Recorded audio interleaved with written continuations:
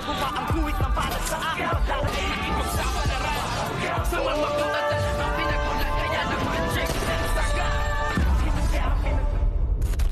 Morning mga kachikas and welcome sa aking munting channel. Narito ang ating pakaabangan dito nga sa FVJ ang Batang Quiapo. Tuluyan na ngang nahuli itong ngang si Amanda ng mga kapulisan kasama nga itong si Rigor na nakahuli nga dito kay Amanda. At dito naman ay nakita na nga nitong si General Pacheco itong si Amanda at agad-agad nga itong pinaakyat sa taas upang dito nga ito kausapin at kastiguhin nito ngang si General Pacheco. Ngunit pinigilan nga siya nito ngang si Rigor at sinabi nga niya na huwag itutuloy kung ano man ang kanyang mga balak dahil maaari nga silang makasuhan at maaari silang maikulong. Ngunit hindi nga maganda ang lumabas sa bibig nitong si General Pacheco na siya nga ikinagalit nitong ngang si Rigor nang sabihin nga sa kanyang wala siyang kwenta at nang dahil nga daw sa kanya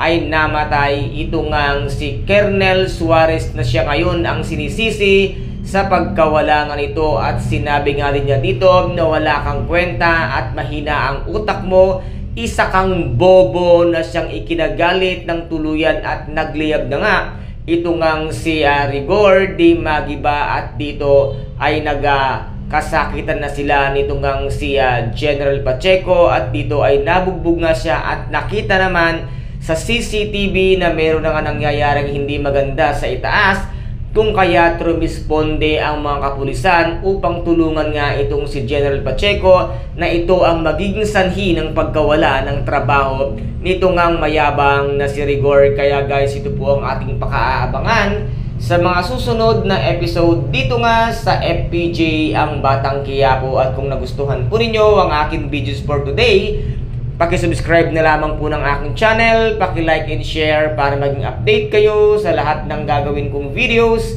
Maraming salamat po. Ingat, God bless and bye-bye!